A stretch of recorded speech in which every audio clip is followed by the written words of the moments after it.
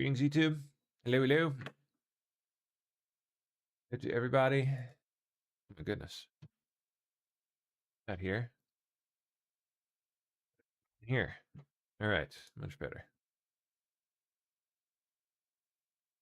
So much fun. Juggling windows. Okay, we're good there.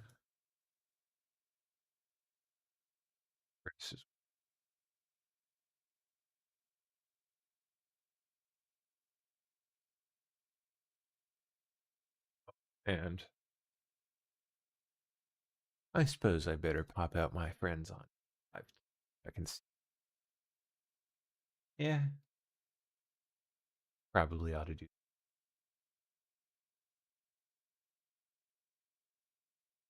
Oh, son of a bitch. Double son of a bitch. Ah, there we go. Okay.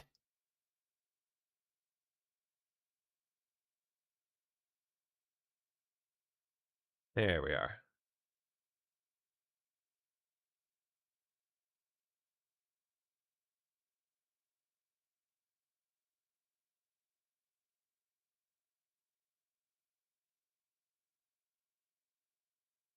There we are. All right.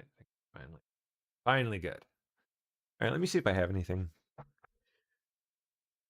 Did I hit up myself? I don't. Oh. All right. I know Steph has been busy, so.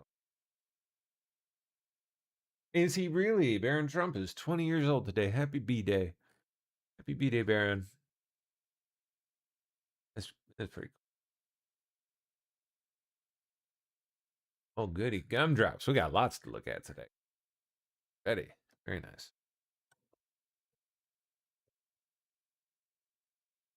Okay, president's scheduled today, 7:15 a.m. pool call time, 8 a.m. executive time, 10:30 a.m. participating in the Commander-in-Chief Trophy presentation. Is who gets the trophy? Does he get the trophy or does he give the trophy? Probably gives the trophy. Out of town, pool call time, and then policy meeting. Yeah, boring. Nothing too exciting, I guess.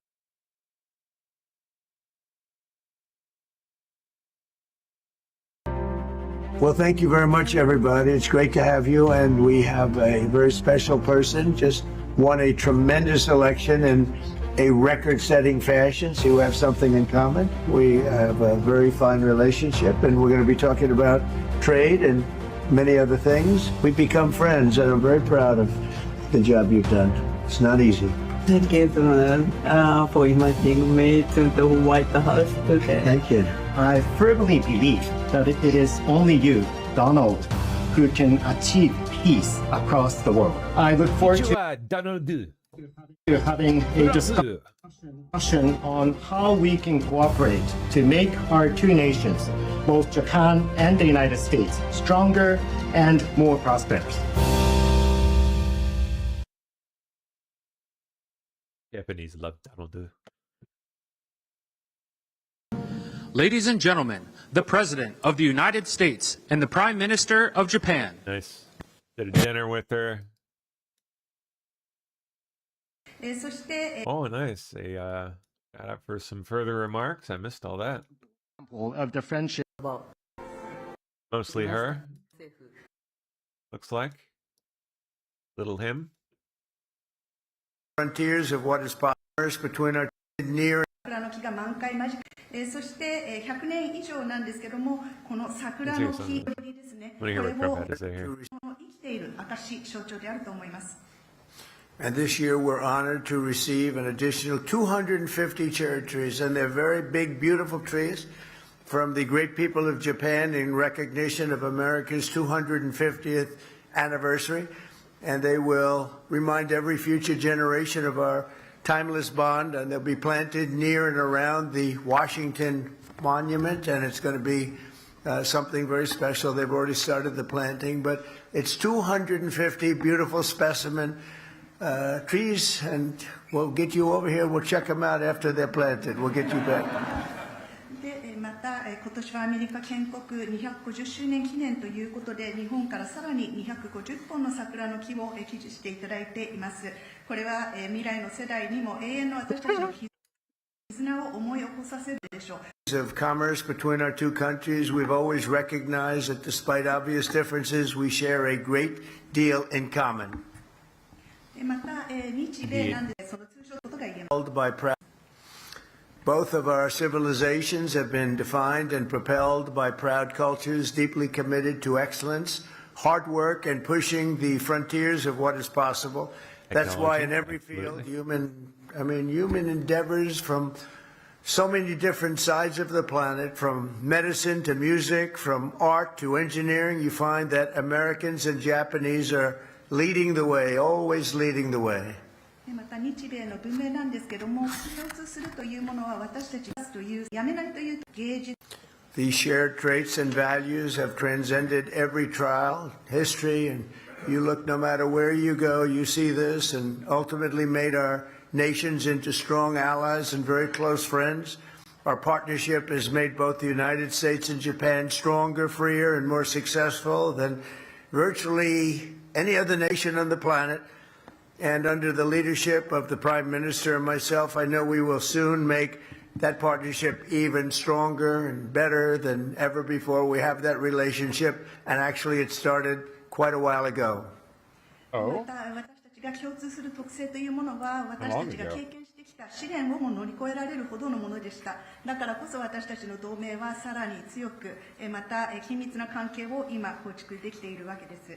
日米のパートナーシップのもと、私総理とは That will, on my visit to Tokyo last year, we reached a historic trade deal that will increase our cooperation on everything from energy to semiconductors and shipbuilding and pharmaceuticals. It was a big one of the biggest deals ever made.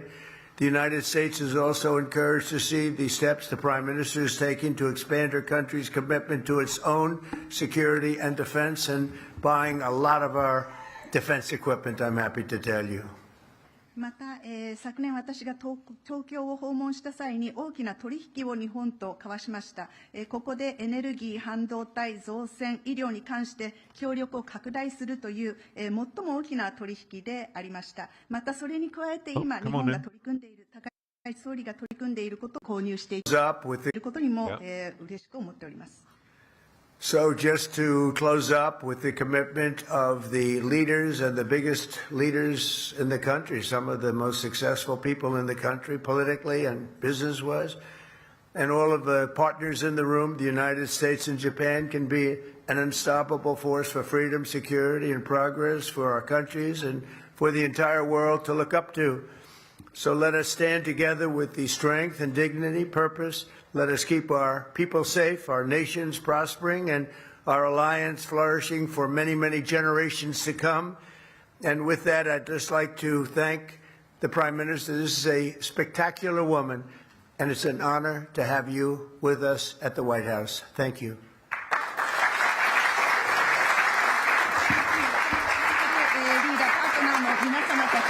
この世界を代表する、力を持っている政治に導くことができ。Okay, now that's the end of him. All right, into his part. To welcome a. Oh, go figure. Steph did the work for me. I didn't even. Oh well. All right, what she got to say here? Here, congratulations. I would like to start off by extending my sincere congratulations on two important anniversaries. 一つ目は、明日に控えるドナルドのご子息のバロンさんのお誕生日です。立派でイケメンに成長されていると伺っております。The first one is a birthday celebration. Donald, tomorrow is the birthday of your son, Mr. Baron Trump. And I know he has grown up so much into a very tall, good-looking gentleman. Like her to have a companion Japanese guy that yells things in heavy Japanese accent at random. I could be that guy for her. I'm not Japanese, but I could do it. 間違いなくご両親に似たんだと思います。As I see you, Donald, it is very clear where he got it. Of course, from his parents. There's no doubt about it. ぜひ私からのハッピーバースデーを、お伝えいただけたら嬉しいです。So, Donald, if I may ask you, please convey my sincere happy birthday wishes to him. Thank you. They love it's so they love Barron Trump over there. It's so weird. I mean, we love him over here too, I guess, but Japan is they're so funny, man. It's so goofy. A stronger Japan and a stronger America. A more prosperous Japan and a more prosperous America. I am very confident that Donald and I are the best buddies to realize this shared goal. A stronger buddy. Japan and a stronger America. A more prosperous Japan and a more prosperous America. I am very She's totally like fangirling. Look at her. That Donald and I are the best buddies to realize this shared goal. It's so great. Kawaii. Minister Shinzo Abe, who was Donald's dear friend and also my dear friend too, eloquently said one phrase here in Washington, D.C. upon his visit. And as I stand here today, I would like to repeat what he said with greater pride and confidence. Japan is back! I love her! I fucking love her!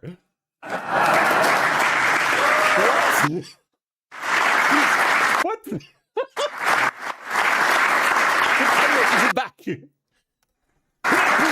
Late Prime Minister Shinzo Abe, who was Donald's dear friend, and as I stand here today, I would like to repeat what he said with greater pride and confidence. Japan is back! So great! Oh my god. Japan hitting big with her. Good. Good for them. She's fantastic.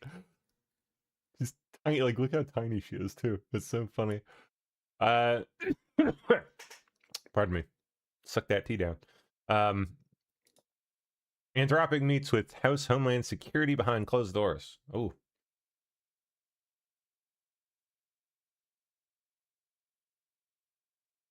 So, I guess they spent a little time in the doghouse, and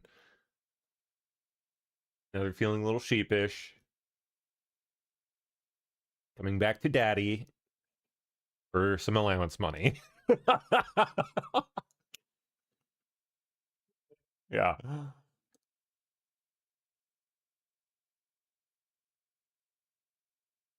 Now, this is an extraordinary move by James. Letitia. It's not it's just the latest controversial move that she has made as Attorney General. Still doing it? She's essentially telling these hospitals that if you comply with federal guidelines, I'm going to prosecute you. I'm going to seek a recovery of damages from you, possibly shut you down. She's not clear on how far she would go. But the real irony here is that often you hear this mantra from people like James of we have to follow the science. Well, 40 hospitals have suspended these procedures. The AMA has thrown a flag on this and said that the evidence is not clear that this is beneficial for these minors.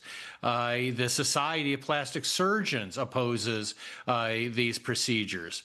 And so what James is saying, that even if your hospital reaches the same conclusion that this is harmful and that we should not be doing this, you still have to do it because I'm going to charge you as discriminatory. Man.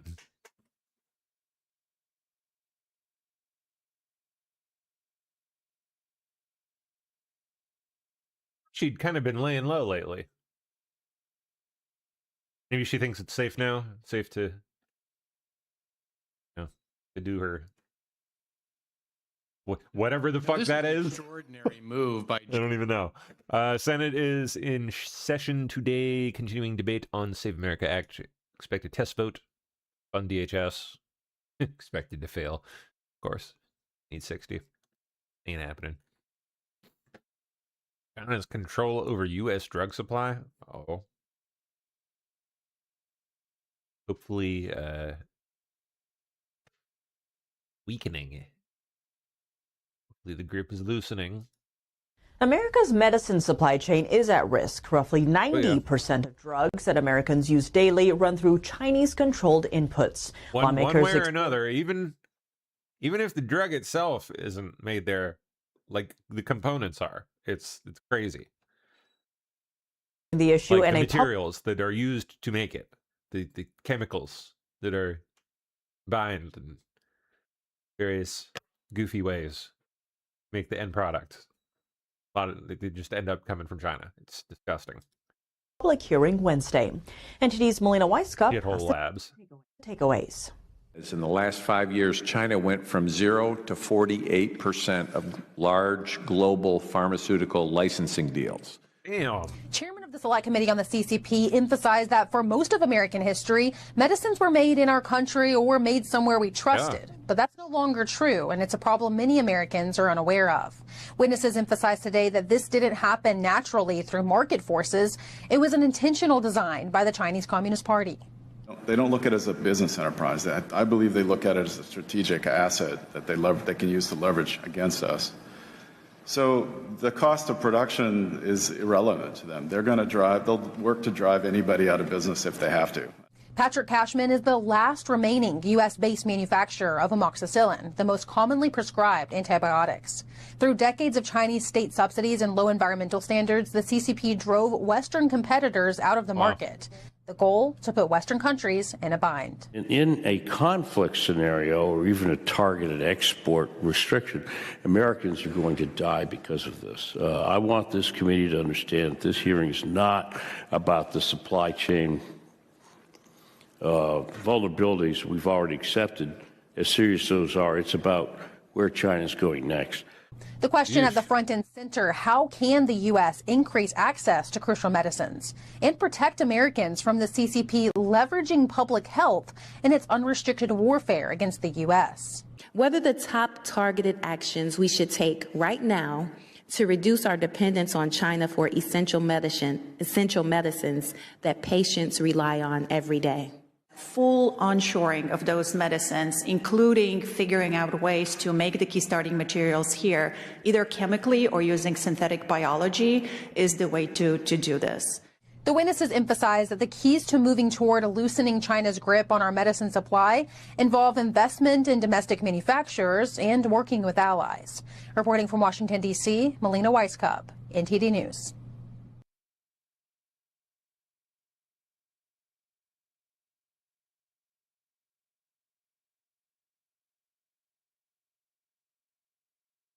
Right. Tangled web of lies. American-made AI servers secretly shipped to China, feds say. Oh yeah, they are doing all kinds of Dell company-ass bullshit. They get their grubby little Chinese fingers on our delicious, delicious AI technology. That's... okay. One of the founders of a company that makes high-performance computer servers used for AI conspired to divert billions of dollars worth of that equipment to China. Company co-founder Yishan Wali Liao also served as the senior vice president of business development at Supermicro.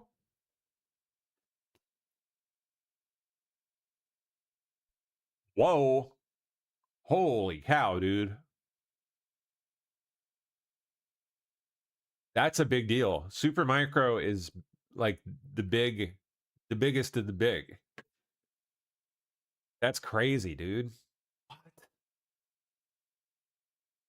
Liu's company, Supermicro, shipped nearly $2.5 billion in servers with US AI tech sent to China. They make just about every dang major rack server out there just, I mean, you look at like Facebook Marketplace or something, it's all super micro. Lenovo, some Gigabyte here and there, but I mean, Dell too. But super micro is every bit as big. They're huge.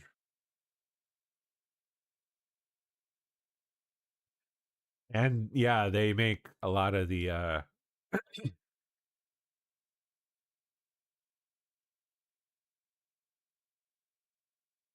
high tech. There we go. There's all these goodies. There you go. That's the good stuff right there. That's what China wants. It's probably what they got. God, I hope not. I mean, this is such a big deal. That is so for Supermicro to be, or one of their execs mixed up in that. Wow. Wow. It's going to become a bigger deal. Watch. Barron Trump, son of Donald Trump and Melania Trump, turns 20 today. Happy B-Day. Yeah, I know. Tell me about it. Tell me about it. I know. I wish I could have a few of those Supermicro servers. Or just the RAM. Just give me the RAM in the server, and I'll be good with that. I'll take that. Worth its weight in gold and some at this point. Screen use in schools soared during the COVID-19 pandemic and has remained the same ever since. This week, I wrote a piece on parents across the country who are fighting back against excessive screen time use in schools, not just at home. Studies link too much screen use in kids with anxiety, depression, and attention problems. Yet since the pandemic, many schools have stayed glued to devices, sometimes just to keep kids quiet. Now parents are organizing, petitioning, and pushing lawmakers to act.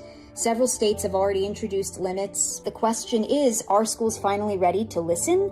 Check out the story at the Washington Times. It's funny. On the other side of that, I heard that Gen Z is getting worried about boomers because they're doom scrolling so much. Just saw that today.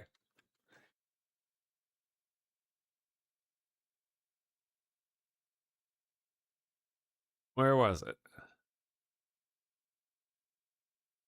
Even India's talking about it. My goodness.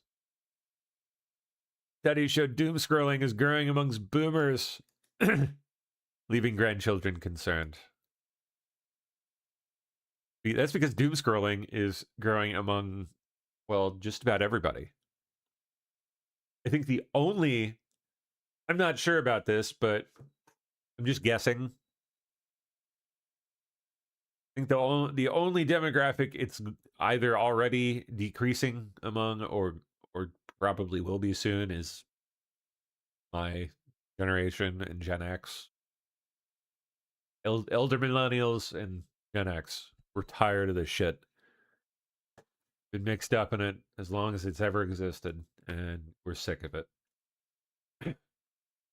Most of us are decreasing our social media use.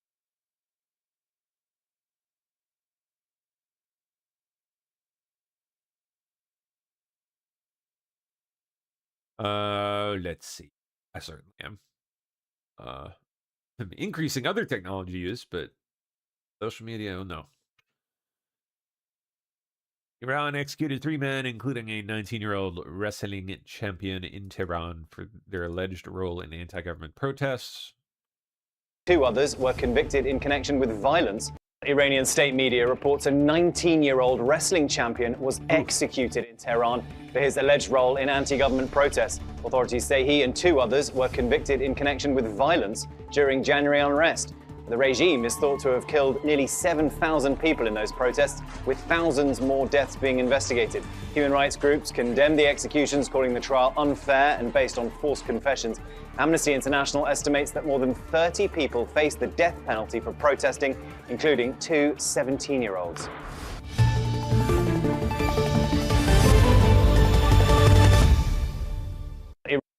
Just the title in YouTube chat asks, what is doom scrolling? Regarding the previous bit. Doom scrolling is like heavily scrolling social media, mainly Twitter or TikTok, and specifically relating to like clickbaity headlines that are designed to make you think that the world is ending or something is ending and, you know, crashing and burning and dying and, you know, basically just the news these days, effectively. It's more or less what we're doing right now, except I try to make it happy and fun. Yeah, that's doom scrolling. Nonstop, like getting caught in a fucking loop on you know, Chicken Little, the sky is falling type headlines. You know the kind of people that do this. I mean, even I'm talking like worse than just general around here. You know the kind that believe every fucking stupid thing they read on the internet, and just run around like a chicken with her head cut off about it. You know the type, like that. Okay, let's see what Jen Sullivan's got. Did we miss? Oh, sorry, I think I did a little pretend doom scrolling there, so we went way up. Or down. All right, where did we leave off here? There we go. Russia says it will help Cuba, but no comment on oil deliveries. That's a boo-boo. John Brennan linked to global disinfo and anti-conservative orgs? Really? Intelligence Studies Project that John Brennan and 2 other CIA belonged to was involved in the Global Disinformation Index through the Global Disinformation Lab, also affiliated with the Illiberalism Studies program.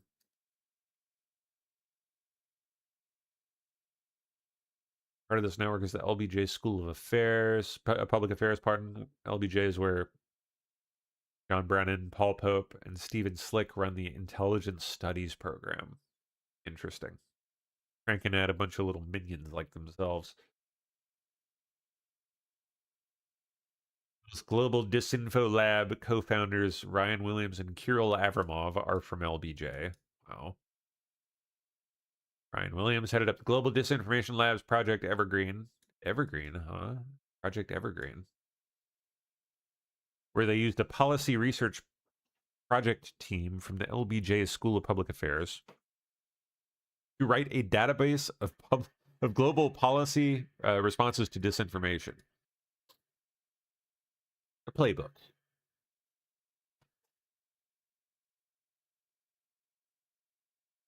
Wow.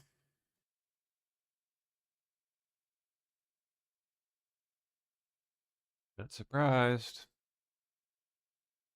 Right up his alley. Okay, Iran hoped that they would turn Gulf allies away from Washington. Today, the UAE announced it would honor its $1.4 trillion investment in the U.S. And Martha, the CEO of that Qatari gas field, the largest in the world, says 17% of its export capacity was destroyed in that Iranian strike, and it'll take 3 to 5 years to repair. And General Kane admitted earlier at the Pentagon there are still more targets to destroy. They came into this fight with a lot of weapons.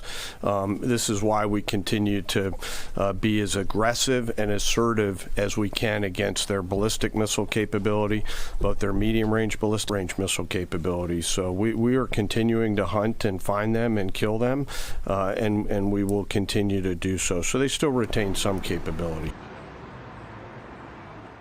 General Kane says A-10s, the old warhorse, are flying strike missions off the coast of Iran right now, destroying Iran's small boats used by the Islamic Revolutionary Guard Corps and Apache helicopter gunships as well.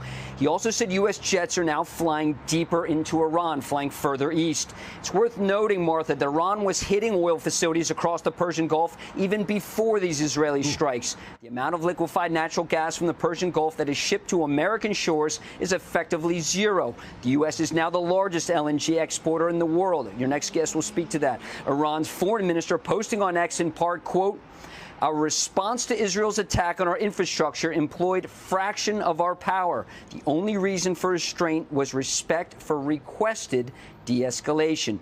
Now, in Saudi Arabia, Iran fired ballistic missiles at Riyadh while diplomats, ministers from neighboring Gulf countries and across the Middle East were meeting. Now, if anyone thought that Iran's attacks on the Gulf nations, and especially here in the UAE, would fracture the alliance and the special relationship with the United States, the UAE announced today that it will be moving forward with its $1.4 trillion investment in the United States. Recall, Martha, that President Trump was just here in the UAE as well as Riyadh and Doha in the spring receiving these massive investments, and they will go through, especially when it comes to air defense. More air defense are being shipped here, the Emirates. Martha? Well, the attacks against them seem to have solidified their relationship with the United States. As you say, Lucas, thank you.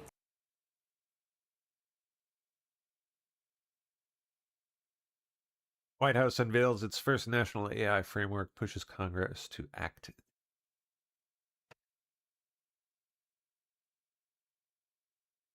Well, I wonder what all this entails.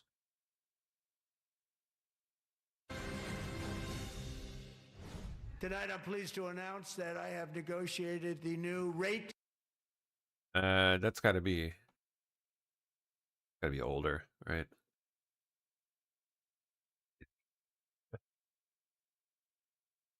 The White House on Friday unveiled its first national policy framework for AI. Legislative outline to establish a consistent national standard for AI development across the nation that prevents censorship and protects free speech and children. Fox News exclusively obtained the legislative framework that the White House will share with congressional leadership today. Ooh. Imagine we'll be hearing about this more today as the White House pushes Congress to advance and codify its common sense proposals into law this year. This year, as fast as we can, Director Michael Kratsios told Fox News. Designed to reduce regulatory uncertainty, sustain U.S. dominance in the AI space, prevent censorship, and protect free speech. Need one national policy, not a 50-state patchwork of laws.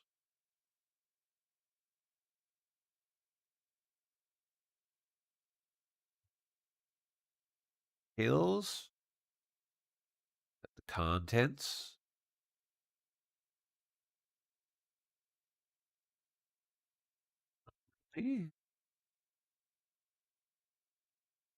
Safeguard children from online harm, somehow. Shield communities from higher electric bills. Protect First Amendment rights from AI censorship. Somehow. Oop. Already happening.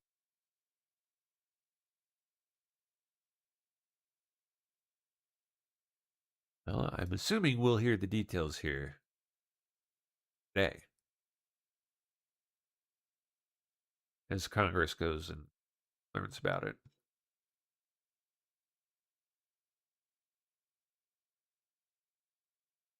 Warner Brothers Discovery CEO David Zaslav could receive up to $887 million after the company's sale to Paramount.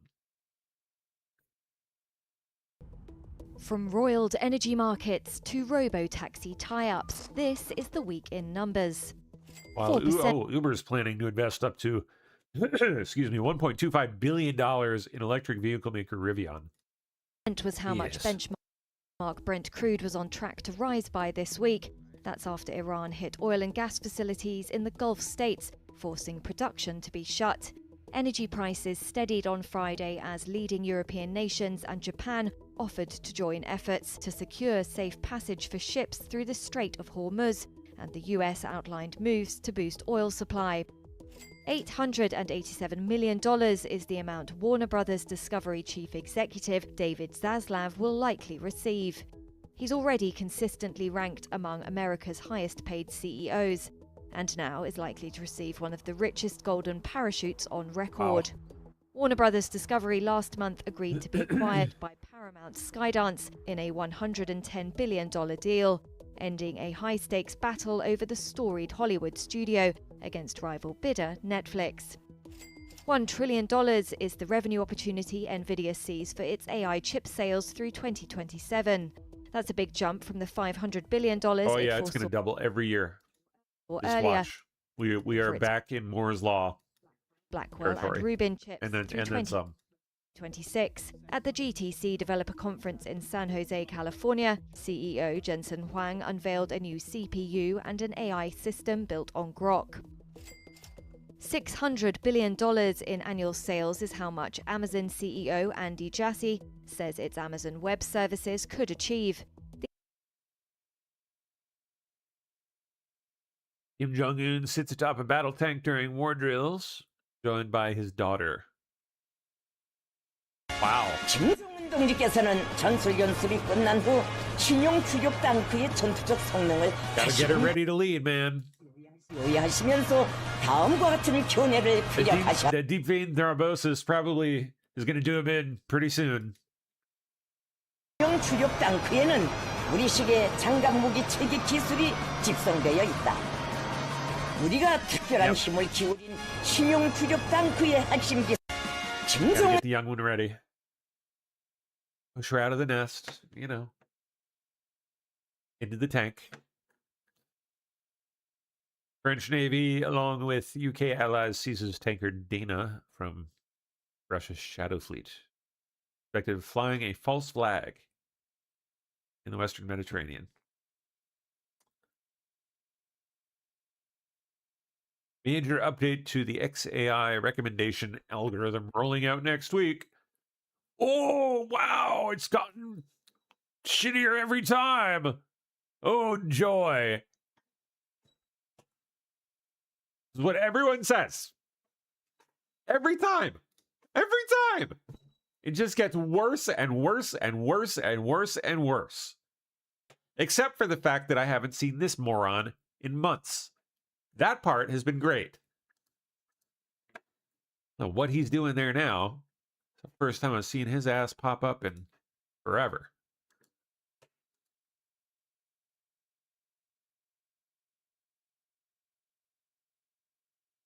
Okay. Journalist Angela Rose investigates Minnesota Rep Ilhan Omar's consulting headquarters. Washington, D.C. We're in Washington, D.C. because people are tired. Oh, girl. You couldn't spell check the Washington. Oh. Of the strongly worded letters and never-ending investigations. So in this video, we're going to be infiltrating Ilhan Omar's sketchy consulting headquarters that claims that they have $60 billion in assets under their management, yet they are located out of a co-working place called WeWork. This company is called Rose Lake Capital, and it is co-owned by Ilhan Omar's husband, Timothy Minette. And similar to the winery, in 2023, it made up to $51,000, and it had a sudden and very suspicious increase in net worth up to $30 million in 2024. Are you trying to meet with them, or what is So in this video, we're going to see if they have an office. We're going to look for any signs to see if they're actually operating out of here, because this is their only dedicated address. This is the only address that is connected to this multi-tens of millions dollars worth of investment firm.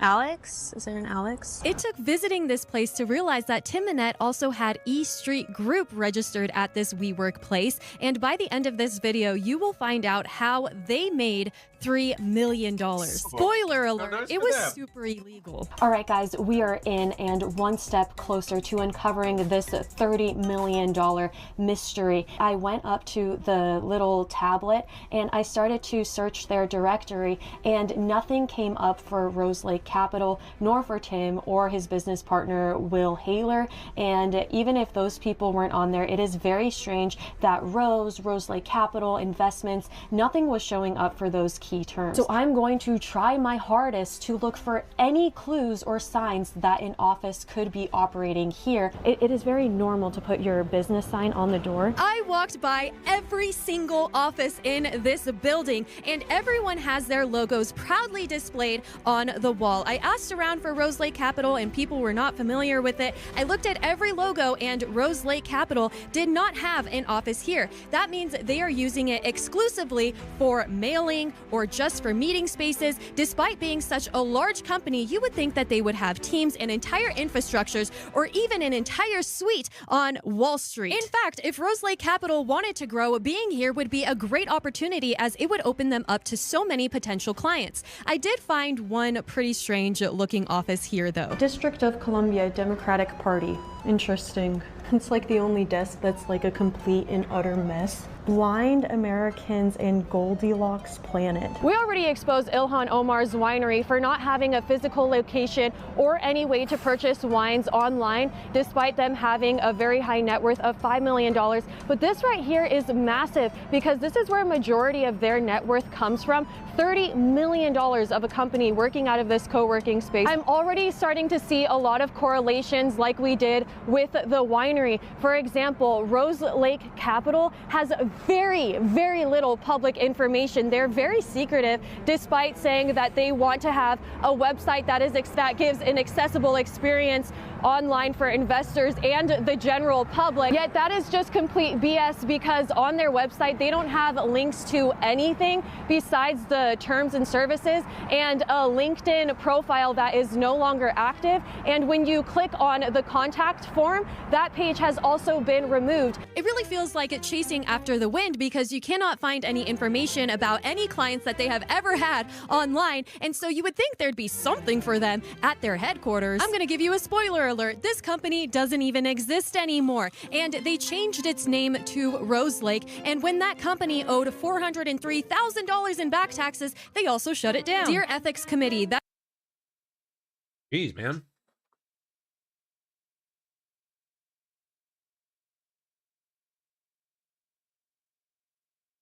Okay.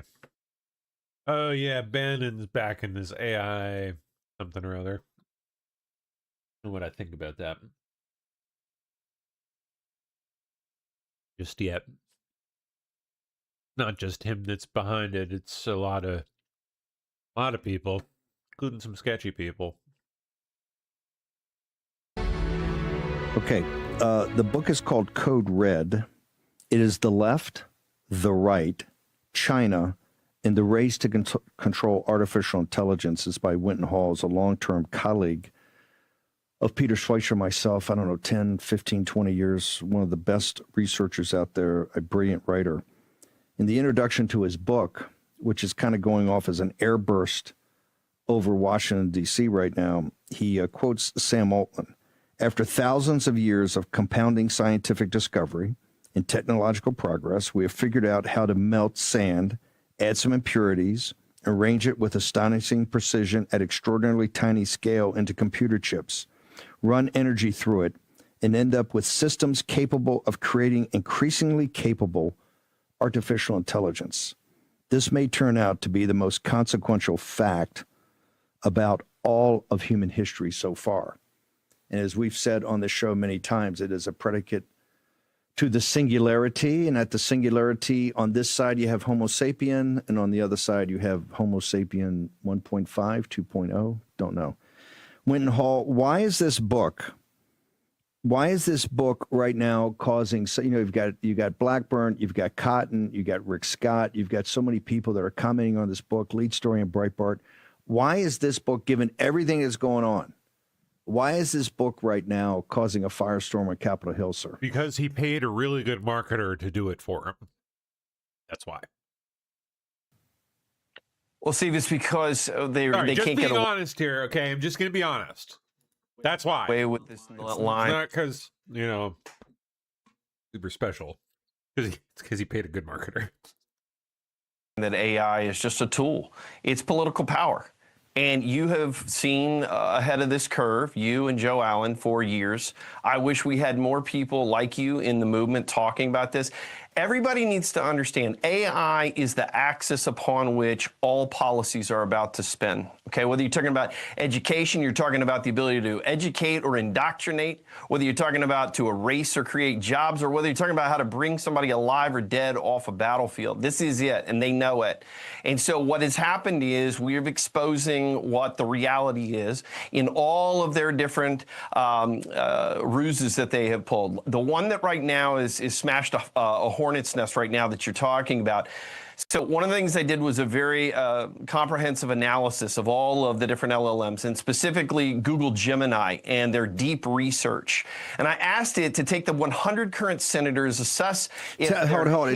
Hang on. Slow down. Just describe what an LOM is for the audience. Yeah. I want to make sure we're going to have you on many times. One of the most important things for the War Room Posse and for the show is we talk about process, critical path, but also nomenclature. So people can start to get, Winton's one of my mentors, as you've told me in information warfare, people have to get their own mental maps. One of the things we're trying to do here is a mental map of exactly what's going on. So what's an LOM and why is that important?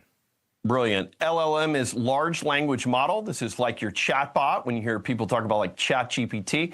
And in this case, we're talking about Google, one of the biggest far left offenders, and their chatbot, and it is named Gemini. And they have a functionality called deep research. This is their most advanced deep thinking reasoning model.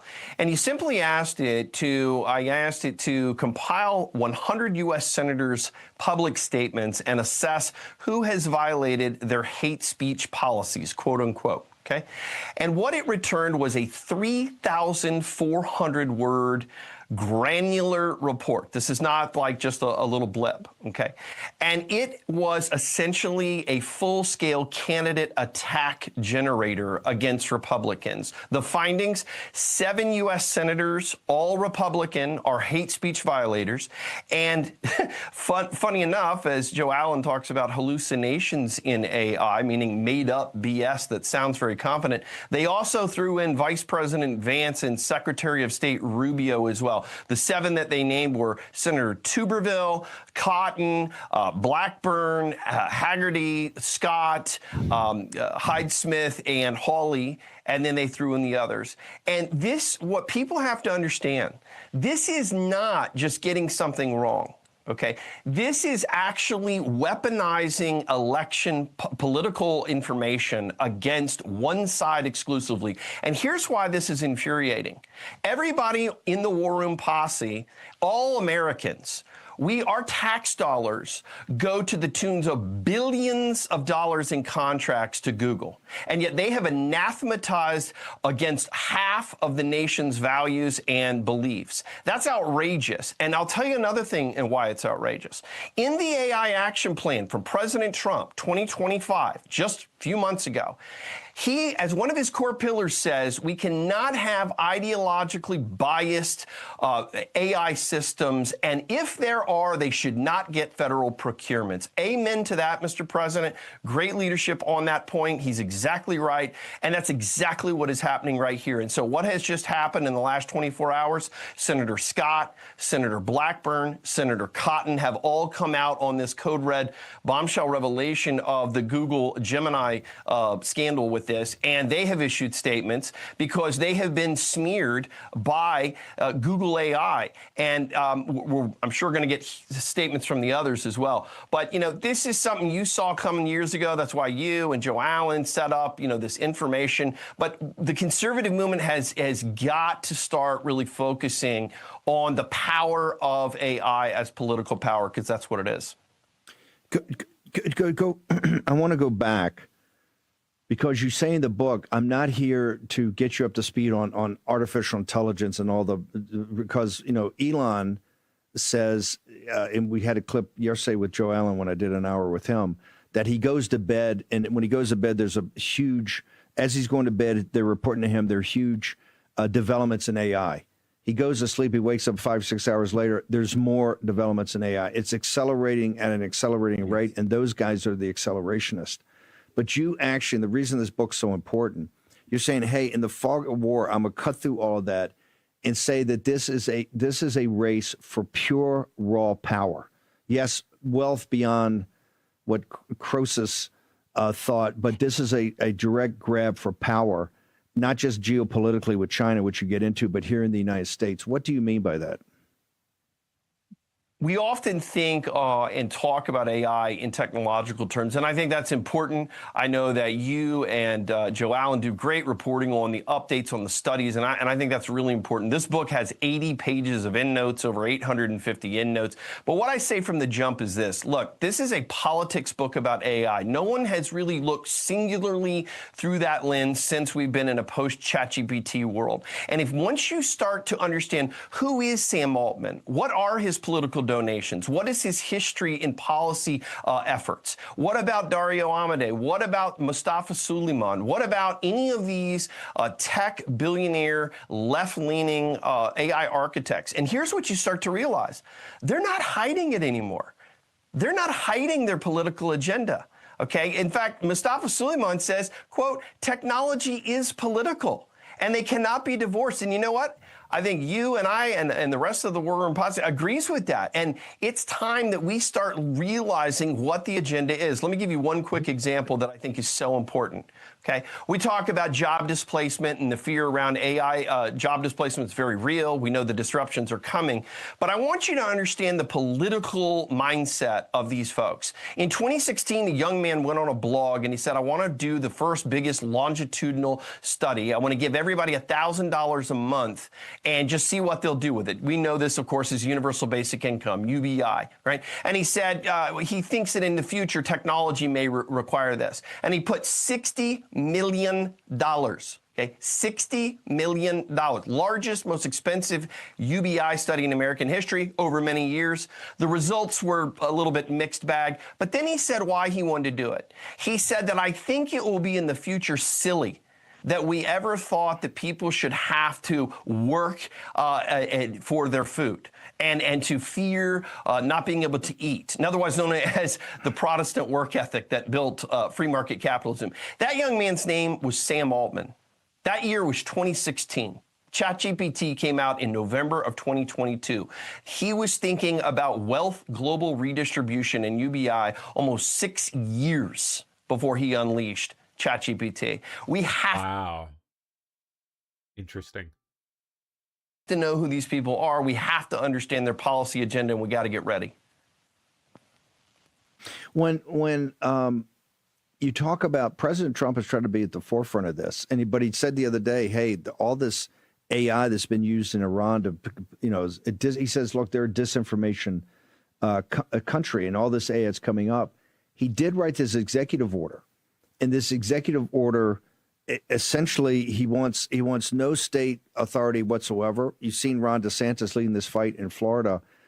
And I think that one of the issues is like you point out in quite brilliantly, some of the things that President Trump believes are supposed to happen is the exact opposite of what's happening. In fact, when he says that woke AI, the left's version of this, should not have any access to federal funding. It does. And essentially, not only do they have access to federal funding with massive programs with the Department of War and others, but they are also essentially running the weapons labs right now free of charge by the American taxpayer. The woke AI, because these oligarchs are all on the left, they just came to President Trump at the last second. Give me a minute on that. I'm gonna hold you through the break. In the issue that we've got an executive order that could be used quite well, but it's actually being subverted by the oligarchic power of the AI overlords, sir. These folks are playing 5D chess. Okay, these guys understand. Look, they're the ones that built this control grid. We saw what they did with the Global Disinformation Index. We saw what they've done with scan and ban technology to demonetize, deplatform, silence, and delist any conservative, right-of-center person that they disagree with. Okay, so they know how to play this 5D chess. They're happy to run out the clock on the second term and toggle switch back to the control grid and what they have built that is meant to silence and scan and ban conservative voices. Now, you're exactly right. President Trump, what he's got will work well if, as you point out, we're able to prevent all this abuse. Hang on.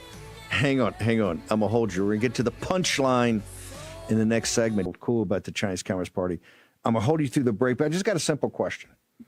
Talk to me about the China part of the AI. We got Jensen Huang announcing, they're selling more chips to China than ever. You've just heard John Solomon laying out irrefutable evidence that the intelligence community knew about them trying to steal the 2020 election. Why do we even have to have your book in this in-depth of how it's even a race for artificial intelligence? They're nothing without us, and yet we feed their ecosystem that allows them to compete with us, Winton, sir. Exactly right. The reason we've got to have it is we have to understand how sophisticated this operation is. They've been since 2017, had their marker down for a 2030 global domination of AI. Okay, so while we're all talking about all of this bread and circus stuff, they're focused like a laser beam on owning the future because they know exactly the power of AI, that it's political power. The choke points, the export controls, and the chip topic that you're talking about is vital. I go through exactly the solutions. This is not just it's all over, there's nothing we can do book. What I really try to do is show the existential crisis and threat, but then very specific principles and things that we can be doing and we have to hold people accountable for. The H200 chip NVIDIA argument that you're talking about, essential, right? All of these choke points have to be maximized so that we can stay ahead. Look, if you believe, as we're told, and it's right, that we are in this very essential race with China in AI, what I say is we've got to beat China without becoming China. We do not want to live in a techno-authoritarian surveillance CCP state. We do not want to be able to have a digital gulag in a pixelated prison, okay? What we want is our freedoms that our forefathers gave us and men and women have died for in this country. And we want to make sure that our leaders are staying ahead of that curve by also having a citizenry that's ahead of that curve. And that means you got to understand these issues. And that's why I try to lay it out and make it simple without being simplistic. Hang on one second. The book is Code Red. The author is Winton Hall. Take a short commercial break. Winton on the other side. If you remember, it was about a code red that Jack Nicholson in the movie A Few Good Men said, you can't handle the truth. I think this is why this book is so important right now, particularly for conservatives. Winton Hall, give me 1 minute on why it's named Code Red and why this must be addressed immediately, not just by the nation as a whole, but particularly the conservative movement that is, as I've said for years, is either put their head in the sand or somehow do not want to address this, the most urgent of all of our problems, sir.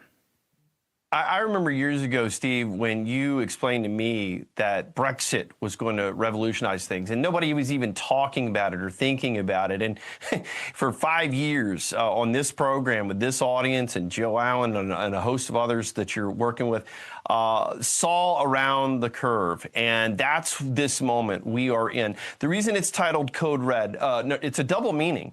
One, an alert flare, an alarm, a wake-up call. But the second reason is that we need a code, a set of principles for the red political view, the conservative right side of the political view, the conservative populist movement, to give us some very specific things, understanding in education, in national security, certainly in economics and jobs, right? What they're up to, what is going to be done, and how it's going to be politically weaponized, not in my words, but literally just old style journalism, quoting them in the speeches that very few people were paying attention to, in the articles that no one reads because they're in some trade journal somewhere, and unearthing all that material, laying it out in a very systematic way. A lot of people say, man, I wish I could get my family members to understand how vital this is. That was the goal, something that we can be able to use as a roadmap for this code red moment that we're in of alert flares and alarms, but also some actual action, right? You don't get to opt out of this thing. You said it right. 99% of us use AI, even 64% don't realize it because it's now baked in to every single algorithm, whether it's your weather app or your Netflix subscription or streaming. So hopefully it's not Netflix, but you're streaming. So the bottom line is this, it's a reality. And you said it right. We can't put our head in the sand. We got to take it head on. Winton, you're going to be all over media. I want a place that people can go because you're going to do book tours. You're going to be out there. You're going to be all over media. I want people to get as many touch points as possible and also order the book. This is one of those That's about the end. Yeah, they're just getting to the pitch. Interesting.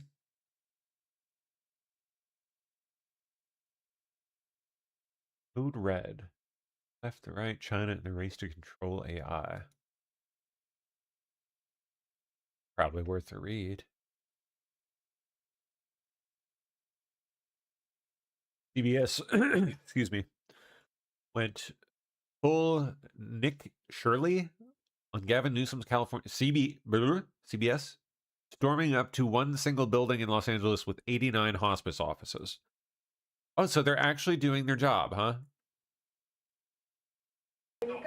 Nick Shirley was called a creep for showing up like this. Now the mainstream media is doing it.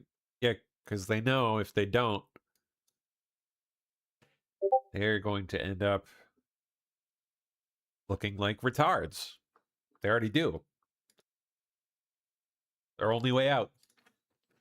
So this building right behind me here has 89 hospices, and it's the most extreme case of hospices that are all clustered together in all of LA County, and it's known as Ground Zero. We're going to try to go in and see what we can find. Ground Zero.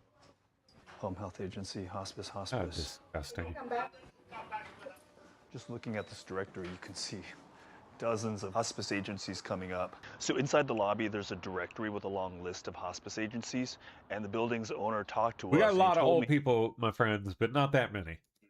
that a lot of them have recently moved. He said that only 12 of them remain. I have vacancies.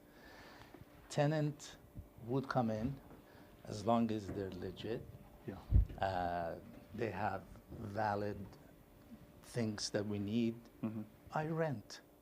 I'm not a police or keeper of what they do, how they do business. We weren't the first ones to come to this building. Federal inspection records show that regulators visited multiple suites in Robbie Plaza between 2021 and 2025, and they found nearly 400 violations.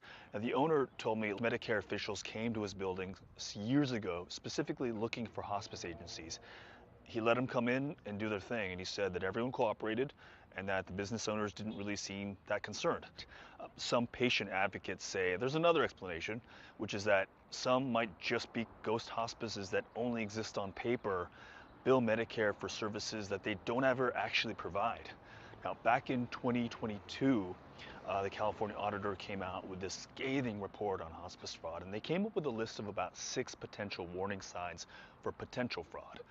And we found that 72 of the 89 registered here. Wait, did they tick all the boxes? Still have at least 3 of those potential warning signs. If you learn of hospices in your building that are accused of fraud, I would immediately you would get rid of them. terminate. Okay. Yes. But that hasn't happened yet. No, no one has Hey, Mr. Mirabi. ever come to me, tell me that, okay, this or that is Whatever your name was. doing fraud. And the building owner said he's all in favor of stopping fraud because at the end of the day, it's you and I who are going to have to pay for it. Maybe state and the federal government, it's becoming restrict on many businesses, and I'm all for it because at the end of the day, you and I are paying for all those things that are not right. Except when they're paying you. Right, guy?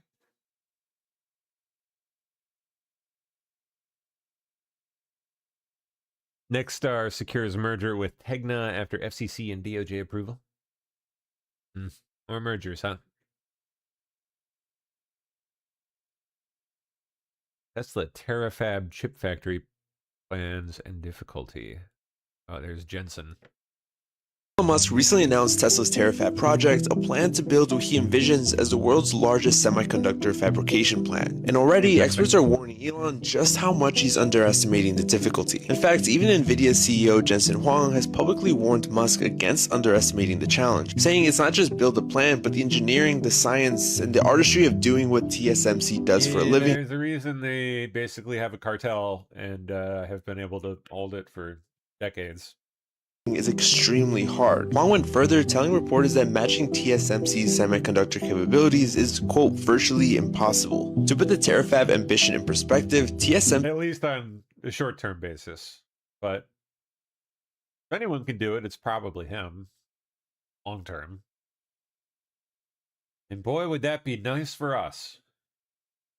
spent decades and tens of billions of dollars building its manufacturing expertise, and Intel, once the world's leading chip maker, has struggled for years to regain its manufacturing edge, despite having thousands of experienced fab engineers and over $100 billion in investments. And now Tesla wants to go from zero semiconductor manufacturing experience to running the world's largest 2nm fab. The company is proposing to combine logic, processing, memory storage, and advanced packaging under one roof, something no company, including TSMC, currently does at this scale. For the full story by Fred Lambert, be sure to check out electric.com. That would be quite a feat if you can pull that off.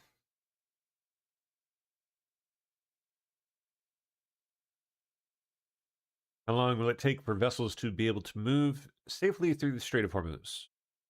It'll take probably 10 days, a couple of weeks to make certain that if we bring vessels through the Straits of Hormuz, we minimize the risk significantly. We'd likely have to put something on those ships also in terms of counter drone capability, and there are fairly sophisticated capabilities that we can put on there as a defensive measure. We asked the Europeans to do something since post-World War II, even though sometimes they may not agree with us, even so sometimes they begrudgingly, what do they finally do? They come along. Why do they do that? Because the United States is an indispensable leader, and they cannot survive in NATO without the United States being a member of it. That's the facts on the ground, and we'll get their cooperation here. It'll take probably 10.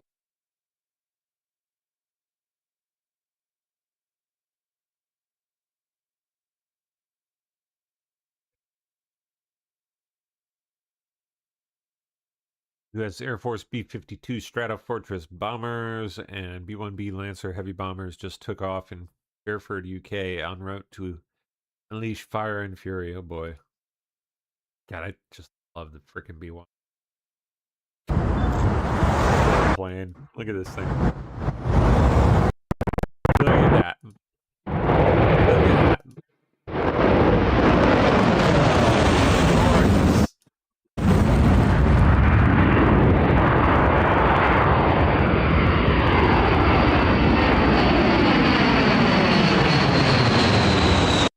It's a nice plane too, but it's a fat mama. Got any love for the fat mamas? I love the fat mamas too, but just look at.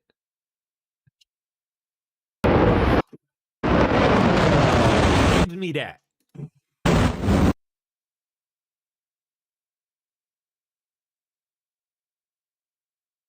Judge denies asylum for family of child media claimed ICE arrested. Bobo wants your attention. Yelling at you. Bobo.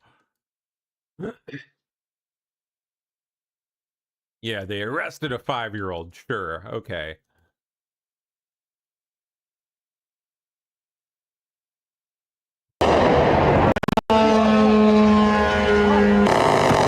Damn.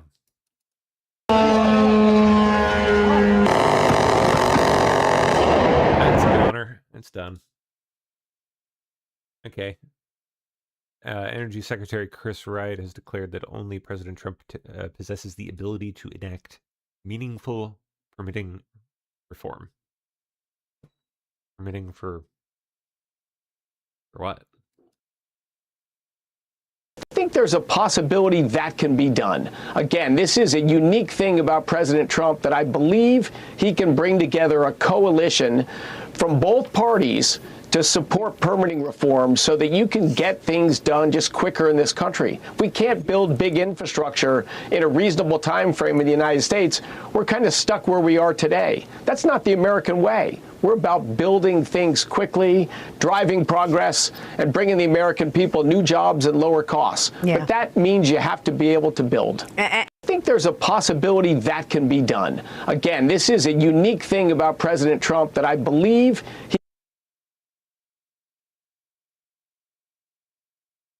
This is an extremely exciting project. Yeah, this is an extremely exciting project. And look, this is at a location data center. used to be a gaseous diffusion plant. So think soon after World War II, this was a very necessary process for the United States to build our nuclear arsenal and ultimately to prevail in the Cold War. So a large industrial site that used to consume gigawatts of power for, again, a very large physical infrastructure. That was radioactive. We've cleaned it up over the last 20 years and got it prepared. It's a brownfield, but ready for new development. And what more perfect development than to build many gigawatts of new electric generating capacity that'll power data centers, that'll power other next generation manufacturing and industry in this area. It will be an absolute boom for this region of Ohio. It'll help keep the United States in the lead in artificial intelligence, and it'll grow the capacity of our power grid so we can not only meet this new demand, but push down prices.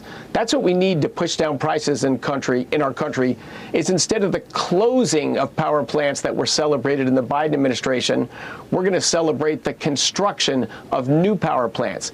And these power plants are powered by natural gas, which is the superpower of American energy. The price of pipeline-delivered natural gas in our country, our largest source of electricity, our largest source of home heating, has been completely unimpacted by what's going on in the Middle East.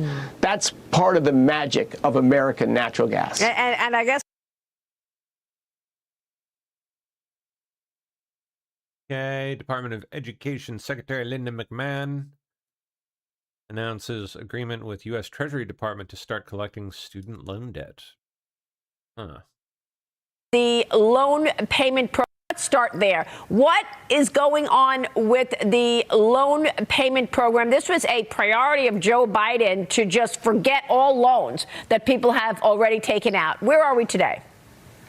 Well, Maria, isn't it astounding for you to think about the fact that there is $1.7 trillion in this loan portfolio that is larger, than the collective credit card debt in this country and more than double the endowments of most universities. I mean, it's an astounding number. And the fact that it would be housed at education to begin with. If you were thinking about starting a student loan program today, clearly I don't think the first thought would be, let's put that in education. I think we would think about Treasury might be the best place if it were coming into government.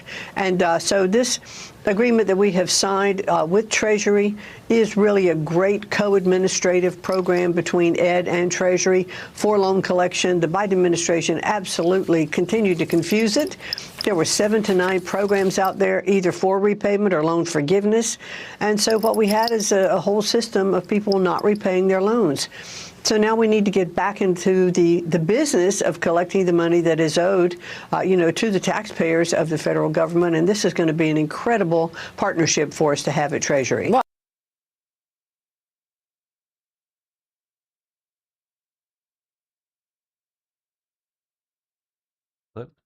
Let's start there. What?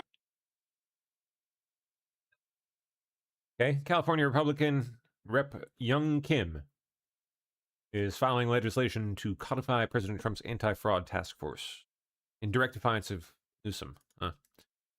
Look, Governor Newsom is probably the king of fraud, and he's using California as his kingdom, unfortunately. And every day I wake up, there is new fraud that I see in the news. I am so glad that President Trump has officially established the anti-fraud task force, and I have a legislation, No More Scams Act, to codify this type of task force so that we can put fraud to bed once and for all. Representative Kim, thank you very much. And I'm sure it'll get much more attention because Gavin Newsom can't run your state much longer. Instead, I think he aims to run the country. So we'll see where that goes.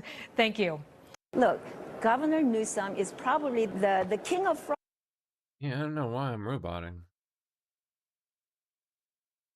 What the deal is. Weird.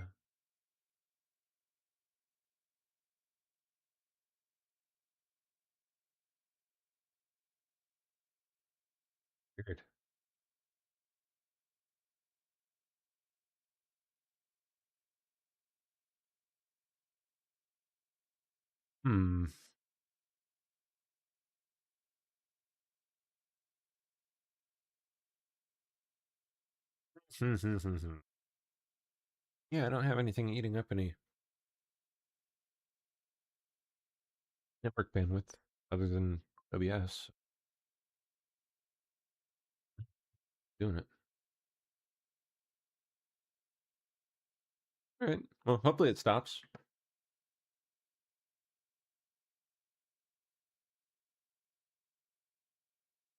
U.S. officials warn of delayed security funding and tight timelines as preparations. Oh, yeah, the World Cup. Preparations for the World Cup falling far behind, raising concerns about readiness for large-scale events across the host cities. Yep. We're less than 3 months away from the World Cup at this point, and in the U.S., there have been hundreds of millions of dollars in delayed security funds from the federal government. Planning in many places is behind where the officials would like it to be for security. You're talking about 104 total matches across the World Cup, where each one is essentially its own Super Bowl.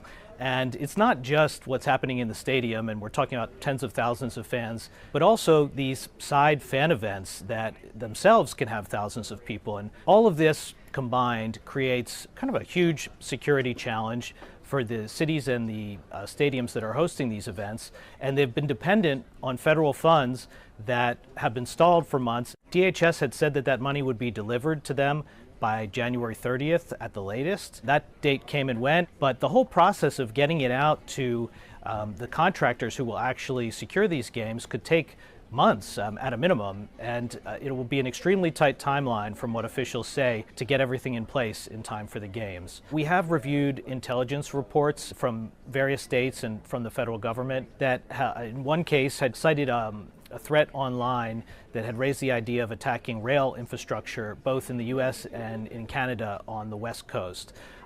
It wasn't necessarily an actionable threat, but something that had surfaced online.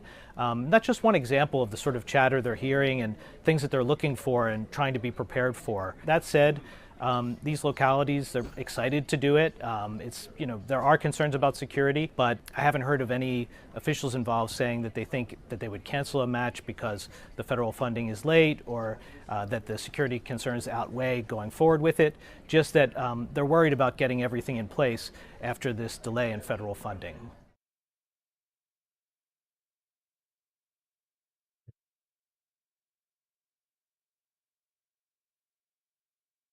Ample agenda. Senate heads into a weekend grind. Teen takeovers. Where now? Atlanta?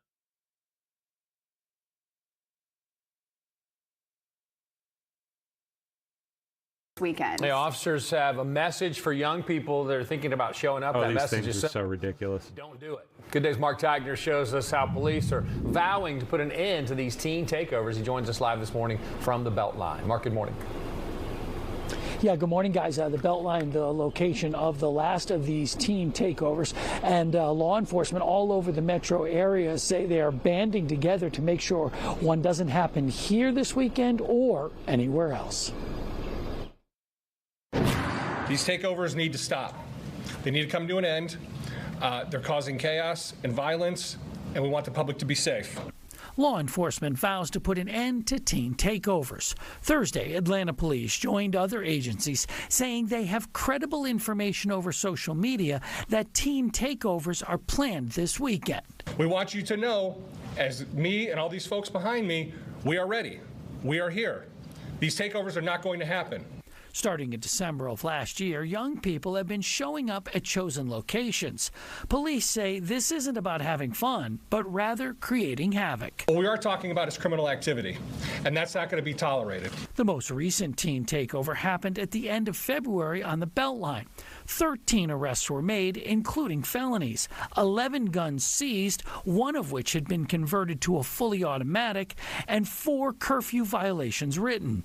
Other locations targeted by the takeovers, Atlantic Station and the Battery. Disrupting the flow of traffic, property was destroyed, property was damaged, there was fighting, there was assaults, shots fired were in some cases, chaos. In addition to telling teens not to show up, law enforcement had a message for parents. Be smart, know where your child is, not just this weekend, but every weekend, every day.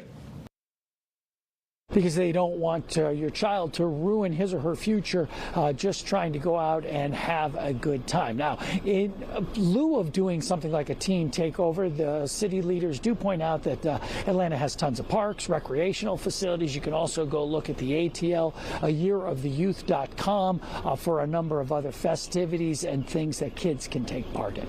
Reporting live from the Beltline, I'm Mark Teichner for Good Day Atlanta.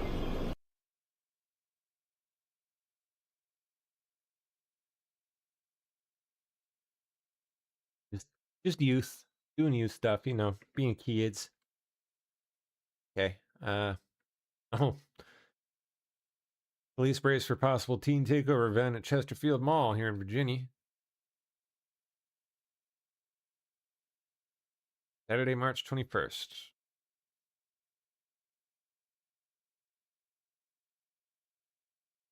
Crazy.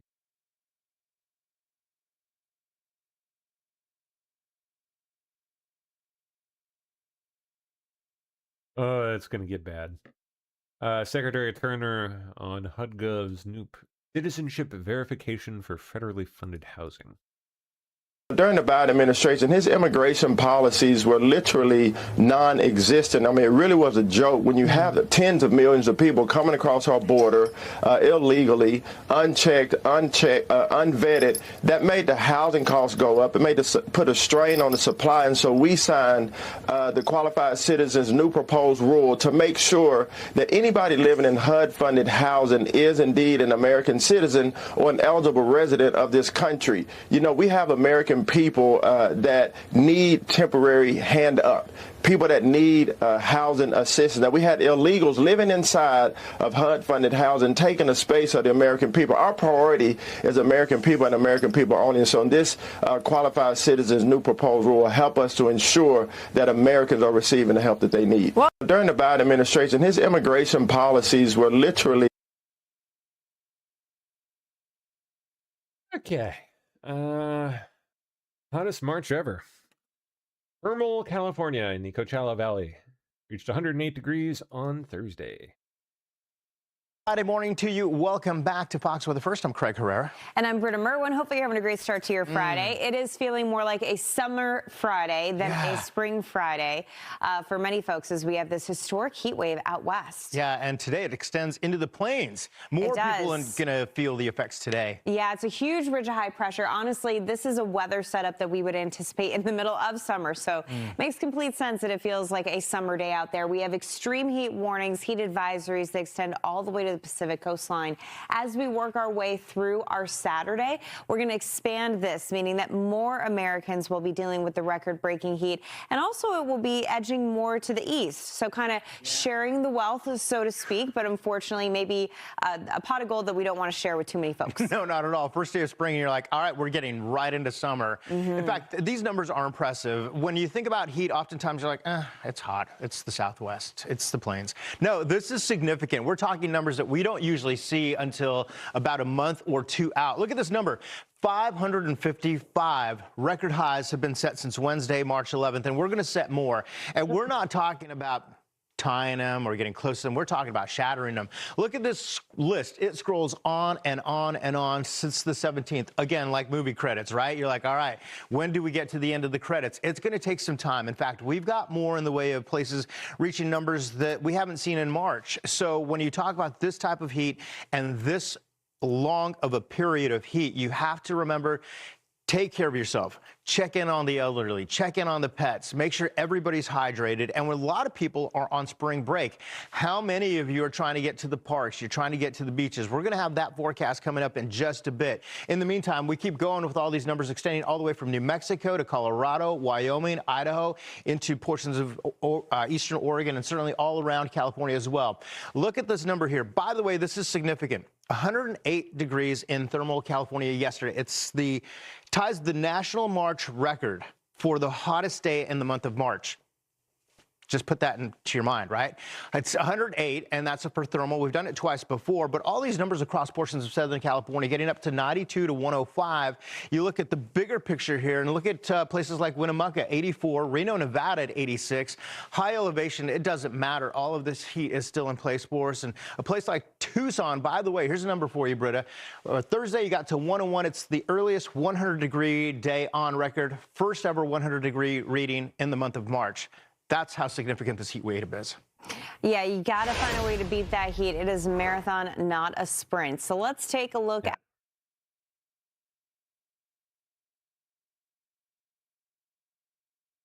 CBS News finds 800 fake businesses were registered in California just last year alone.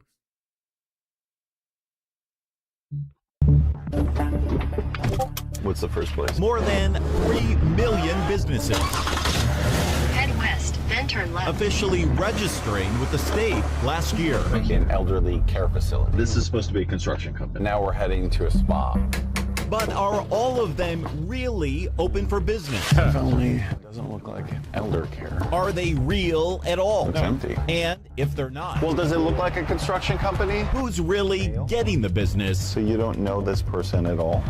No. They do. No. She's never heard of They it. don't know what they're doing. They don't know. They're scared. They're scared. The scare for hundreds upon hundreds of people started here at the Secretary of State's official website. At BizFile Online, anyone can register a business, like an LLC or a corporation, for a small fee.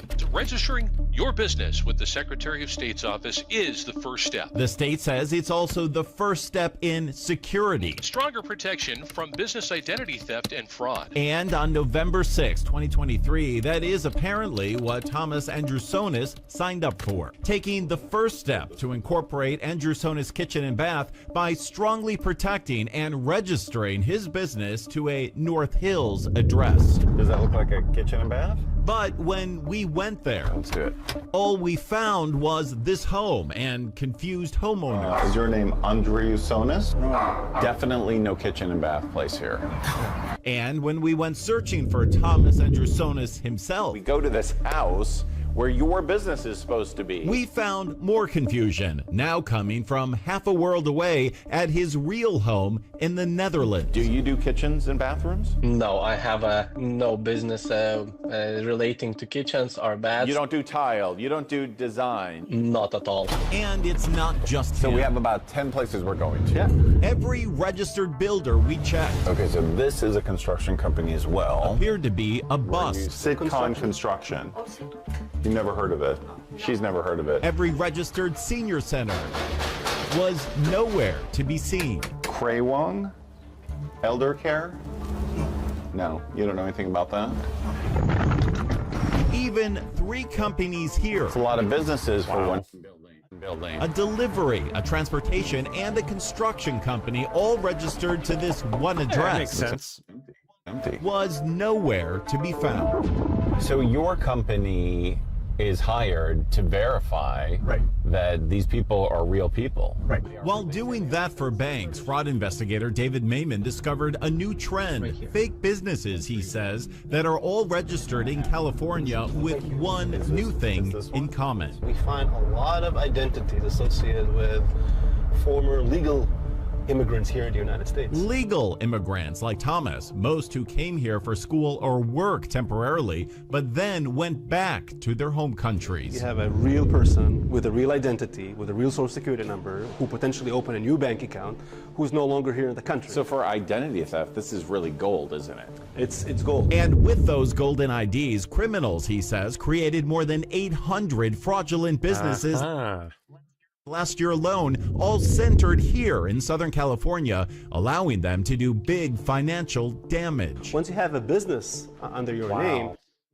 then the limits are way higher. And you can definitely aim for bigger loans, so to speak, for the businesses. Now it's gone through the roof. And now it's going through the roof. This one's ruined my life. While her business spending was going through the roof, at what Mayman calls a fake construction company registered by the state in Van Nuys. There's no business here. This former Penn State student's credit was going out the window. From her home all the way in Thailand, she discovered her credit report was listing 30 accounts with thousands of dollars worth of charges. Before How this about thing that?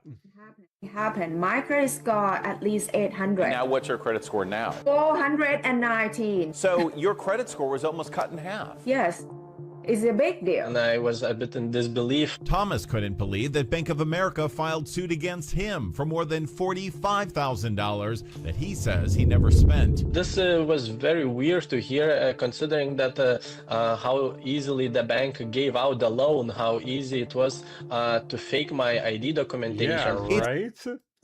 It's made easy, Mayman says, because registering these businesses with the state makes the businesses seem real. And you can do it just like that. That's correct. Just for a small fee. Yep. We started the process with just a few clicks and $70. So far, no questions asked, no verification required. California Secretary of State Shirley Weber oversees all of this, but wouldn't sit down with us to talk about her system. Oh, gee. And Wonder why. these issues. Anyone can do it on their own or go on the internet and pay $200 or $300 maybe and set it up, and there you have it. Is that part of the problem? Under regulation on a lot of things is a lot of the problem. In LA County, it's just one part of the 2,500 ID theft cases detectives saw last year, victimizing thousands more along the way. You've seen people become suicidal. Become suicidal, yes. It's heartbreaking. Totally heartbreaking. And heartbreaking to many indirectly, like the woman here we found at this address. I'm looking for... Save Act co-sponsor Rand Paul says there's a path to passage. We'll get it done then, son. Authorities dismantle world's largest Internet of Things DDoS botnets, responsible for record-breaking attacks.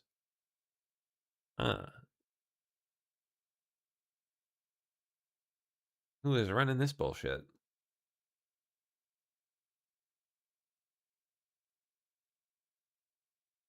Oh, Mossad, huh?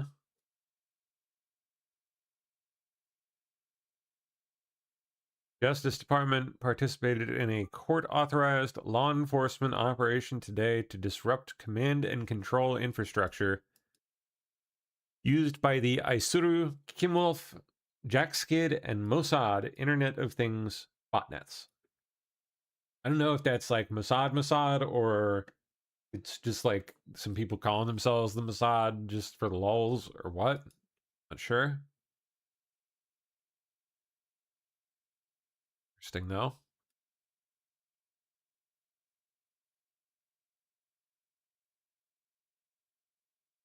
I can find on that.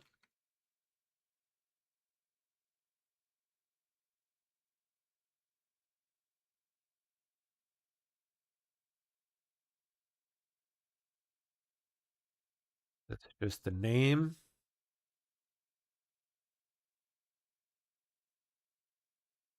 No telling how much meaning there is behind it, or who gave it the name. Who knows? Interesting.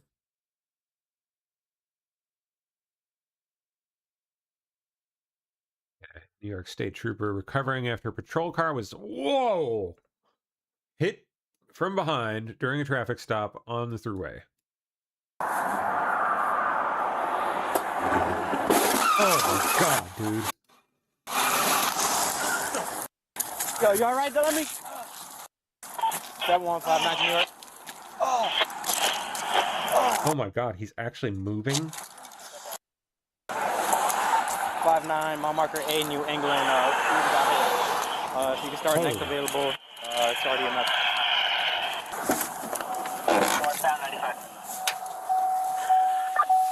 What the fuck happened? Come on. Yo, you good? Yo, yeah, I'm alright. Get over here. Stand over here, alright? Stay on the side of the road. Yo, Stay on the side of the road. Oh my god, that was crazy. Jeez.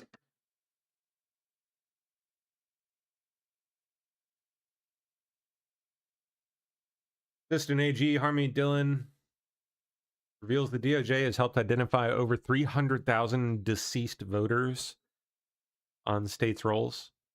Deceased voters. Voters who are voting while dead. After this person.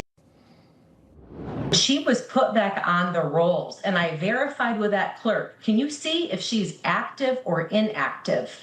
And she checked, and that deceased family member was marked active. Okay, so she had a dead family member taken off the rolls 20 years after this person died and then put back on the rolls, meaning somebody was voting under the name of her dead family member, and she's the Speaker of the House in Michigan. So how big a problem, how widespread do you think this really is? Well, you know, first of all, I don't really need to quantify how widespread it is. The fact that it happens in even one case is enough for me to believe there's a law violation. And so, you know, what's interesting is the left keeps moving the goalposts. So first they said this doesn't happen or it's extremely rare. Well, actually, the review so far this last year of approximately between 50 and 60 million voter records, which states have voluntarily uploaded or we've gotten from them, has shown hundreds of thousands, over 300,000 dead people on the voter rolls, and that's just a slice of the voter rolls. And we have referred tens of thousands of potential non-citizens who are on the voter rolls. And that's a lengthier process, Rob, because we don't want to accuse anybody wrongfully. And so we have to go through checking a number of different databases, sources, sometimes court records to determine whether this person became a citizen or not. And then finally, we reach a conclusion. And if that non-citizen voted in a federal election, we're referring those cases for federal prosecution. And there are some prosecutions like that that are being worked up by my friends in the U.S. Attorney's office. If you had not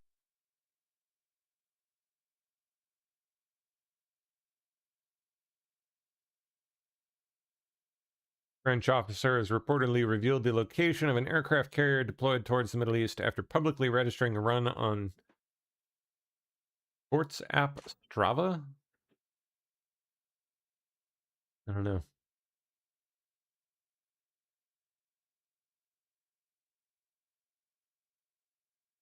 I am not sure. Oh, like a... Okay, it's like a tracking... Strava, yeah. What a dumbass. Someone is going to be in big trouble.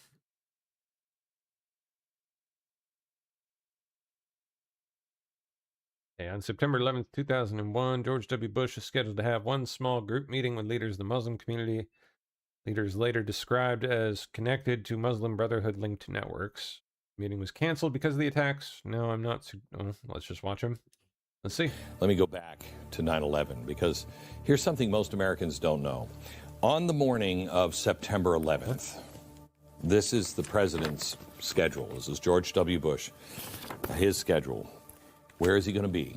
Well, George W. Bush was scheduled to meet in the Oval with Karl Rove at 3:05 with a small group meeting with leaders of the Muslim community.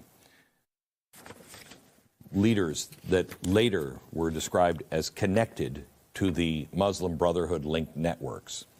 Now, the meeting was canceled because of the attacks, and I'm not suggesting anything sinister about that meeting itself per se. But what matters is you had a group of people that were linked to the Muslim Brotherhood in the Oval Office, or supposed to be in the Oval Office at 3:05 on 9/11. Proximity, access, relationship. Years later, classified documents from the FBI report warnings about Muslim Brotherhood influence. The exact same group Bush was scheduled to meet with in the White House on 9/11 within political circles. That's the FBI warning.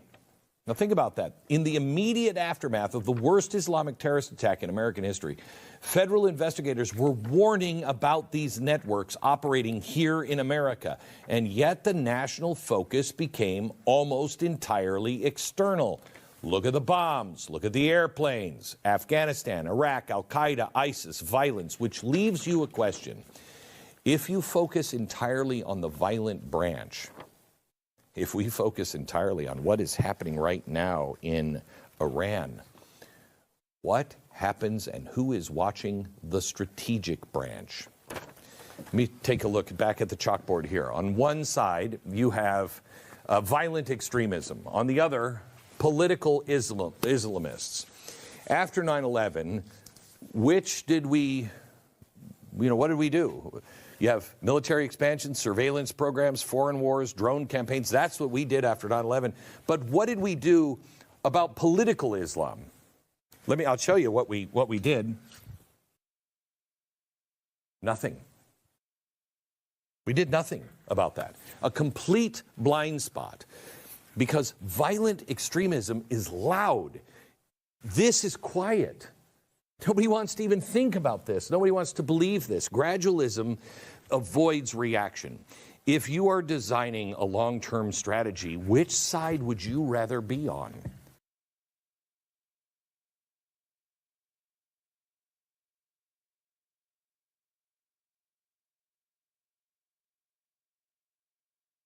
Happy first day of spring. That's right. It's today. Cherry blossoms are coming.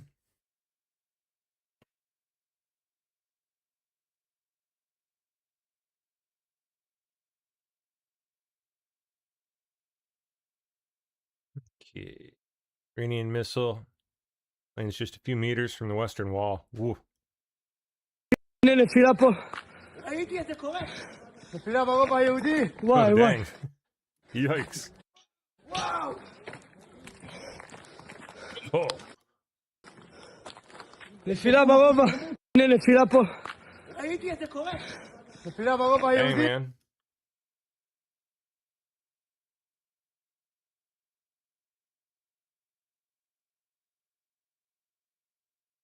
It's my last day hosting the American Journal, so tune in right now. She's gone.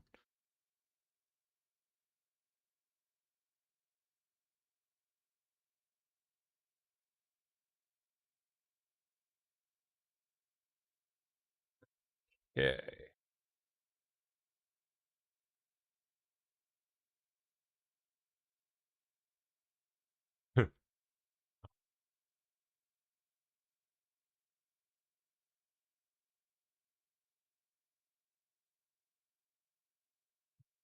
Play and we ride on them bags like every day. Big beats hit streets, see gangsters.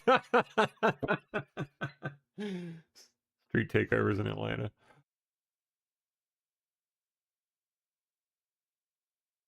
Oh yeah, let's check in on let's check in on the Afro Man trial.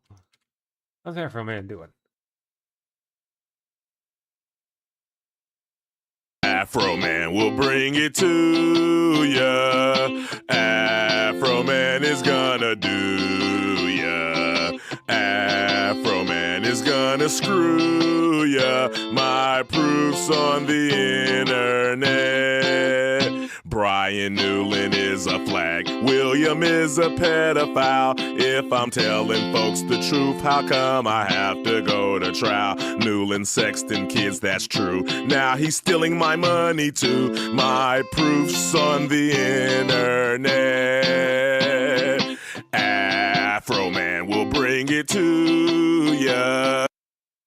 I always knew I loved him for a reason growing up.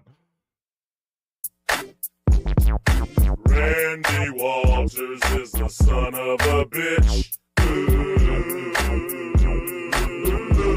yeah, that's why I fucked his wife and got filthy rich. I can't believe they played these in trial. Oh my goodness. Serves them right after what they did. Trying to raid him like that. No. Keystone Cop bullshit. Came to town. Hello, Lisa. She ate all the pussy. I'm not gonna play that one. It's too much. It's too much. All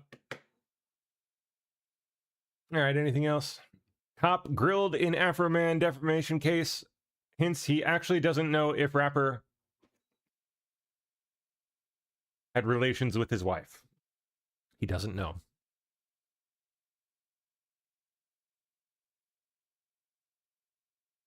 Well, who's coming into DC? What do we got? Bicycle. Oh, whoa! Look at that. Cool. This is going to be on the.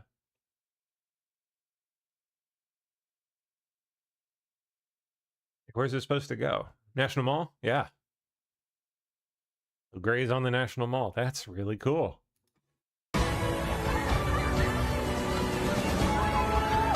Thank you guys.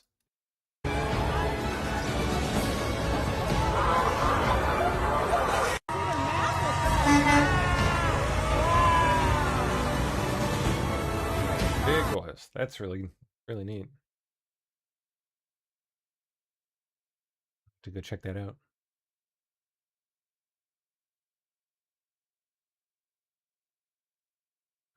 Okay.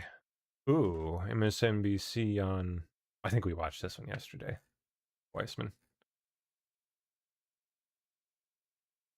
Fuck it. Fuck it out. So nuts. What? Oh my god. Fuck. I've seen this one, yeah. Crazy.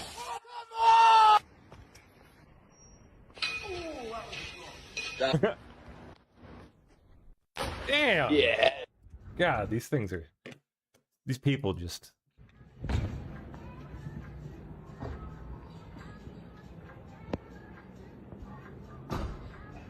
What?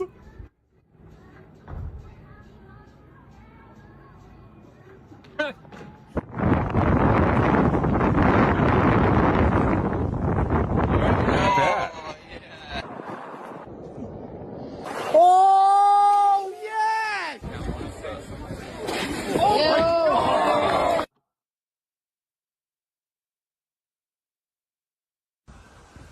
So nuts, man. All right. Long lines persist. Believable. Thousands and thousands of travelers just trying to get through the main TSA Oh my check. gosh. They have wrapped this line through the baggage claim area over here by Delta, and I got to sit behind the camera this morning. Oh, with me. that's terrible.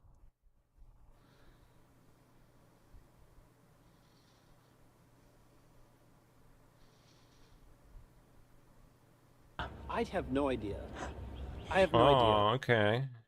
Asking Rep. Eric Burleson about the whole aliens.gov website.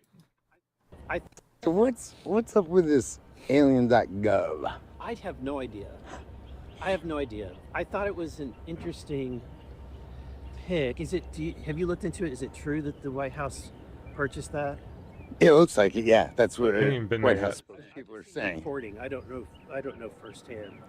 But Oh, they don't even have anything up. It's just they've purchased it. They've registered it. Okay. It's probably illegal aliens. I'm just saying. I don't think it's gonna be Little Green Man. All right. Well, that does it for me, you guys. We are at the top of the hour here. Danny's in. How you doing? What's up? Good. How are Doing you? pretty good. Pam, do you know Enoch? I don't know. Do I? Do we know each other? We might. Who knows? The internet's a big place. It is a very big place. It's a huge place. There we go. So today we are going to, look, I'm showing everybody. Sorry. Today we're going to go over Enoch's. He has, I want to say it proper. Echoes of Liberty. He has an album release, and he has composed this, and we are going to go over it all. Oh, cool. Okay. Well, that's neat. But I have to stop the share. What the heck is going on? Sorry. Have a good show. So this is what we're doing. I'm just trying to share the sound. Is what I'm. There we go.